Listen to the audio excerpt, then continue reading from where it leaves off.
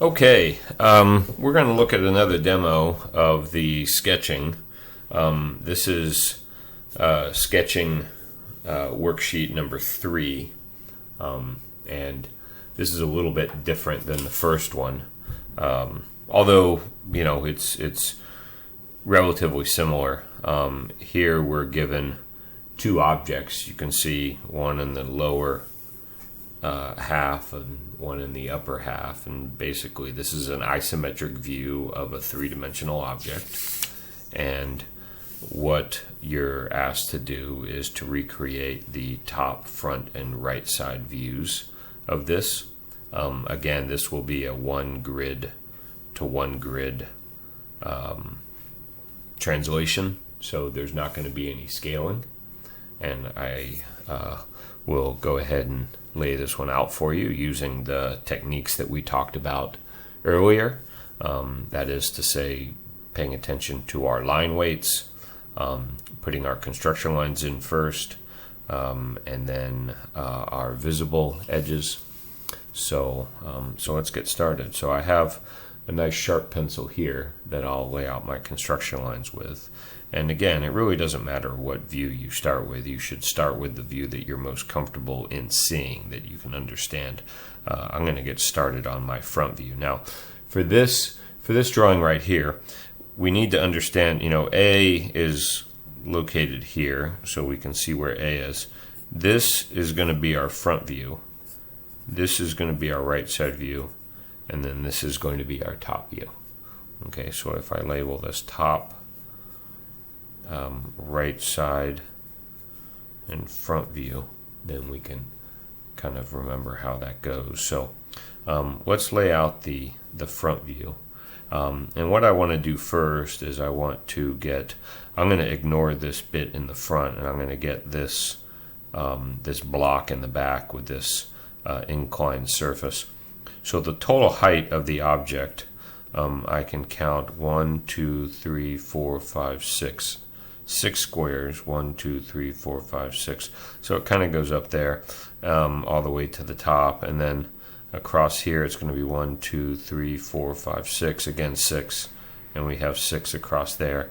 But the inclined surface happens 3 over. So what I'm going to do is I'm just going to put a little mark right there, and it happens 3 up. So I'm going to put a mark right there, and then I can lay this out like so. And so there, I don't really need to mark the construction lines for the edge right here and right here in the bottom, because they're already defined by the grid. And so that gives me the back. And now let's do the top. So the curve starts, this curved feature right here starts 1, 2, 3 up.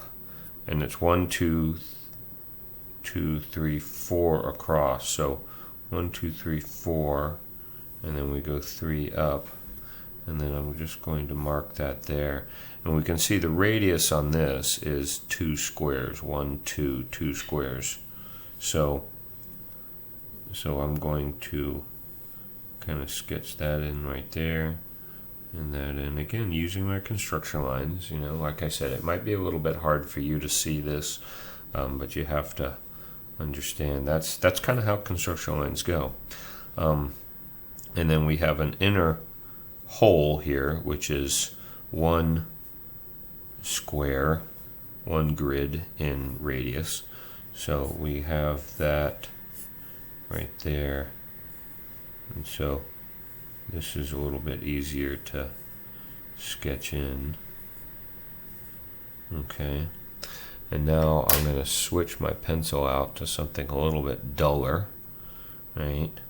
And we'll write. Now, in this view, I don't expect to see any hidden lines. Nothing's hidden. So I'm going to darken this in. Again, I'm using the pulling technique because it's just really easy to do. And always rotate your paper so that you can keep that technique up, and then we can get in the front here. Oops, I forgot the bottom surface. All right, now for the curve. Now this is always a little bit challenging because you got to go slow, but take it one quadrant at a time. So I'm going to go like this, and then go like this, and then do for the inner one again, quadrant, quadrant, quadrant. It's a small circle, so it's a little bit easier, although, now notice I'm not going back over these. I think a lot of people make mistakes when they try to fix their lines by kind of going over them again. I really don't think you need to do that. So here, now the tricky bit, let's look on the right side. So if I look on the right side, I can see this surface right here, right, which is 3 by 3. So I can lay this out like this, 3 by 3, right? And then this, I could project, and notice this, I can project this straight across like that, and then this is going to come like this. And with construction lines, weight lines, I can kind of put that in there, and then that goes right there, and that's all pretty easy, right? I can project that across, and now I can make it all nice and neat. Don't forget your back edges. The bottom is straight across.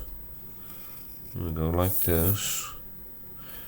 Now this, of course, will have hidden lines. In fact, the hole will be hidden right here. So I'm going to project that across here, right there, and right there. And now I can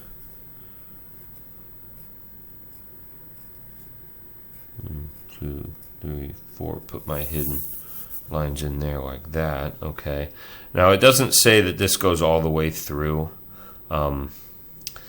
You could infer that it does or it doesn't. I don't really think it matters as long as you recognize that it goes at least through this part. I'll go ahead and continue this because I think it's pretty easy to say that it goes all the way through. And now the top view. So, and again, we can project this through. So there's my projecting this edge up. It's 3 back, so this is 3, so this has to be 3 right there. And then this front portion projects like that, and that's it. So I can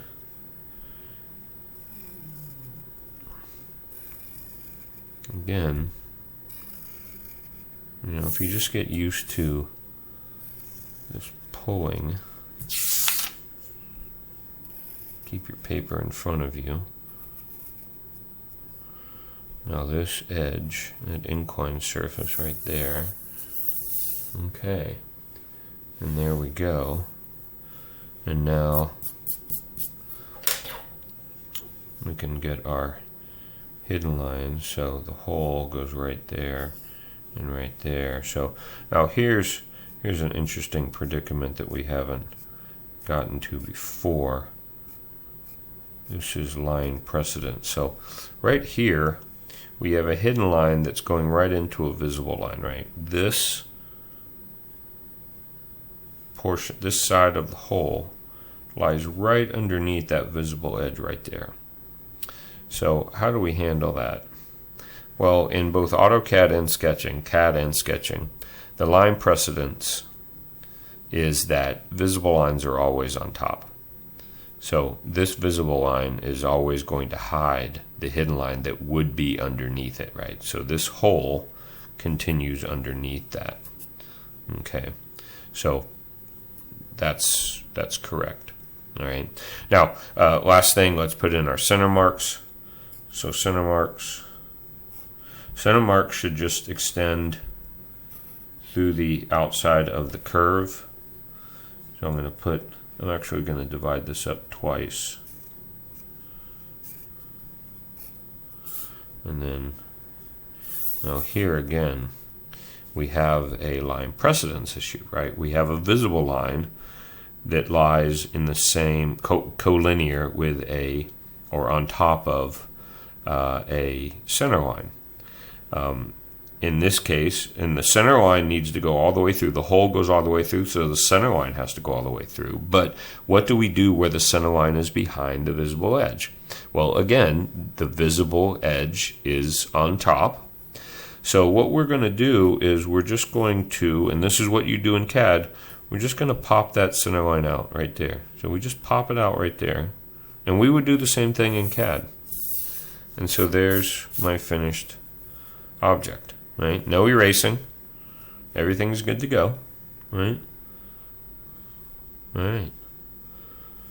So, so there we're covering a lot of bases here. We have an inclined surface right here, and we can see that inclined surface. Now, I don't want you to color these, right? But I'm going to do it here just for clarity's sake. So this inclined surface is shown here, and we can see it here and here. Okay. All right. So that's orthographic sketching sheet number 3 in sketching module 1. I'll leave it to you to do the top one. Okay.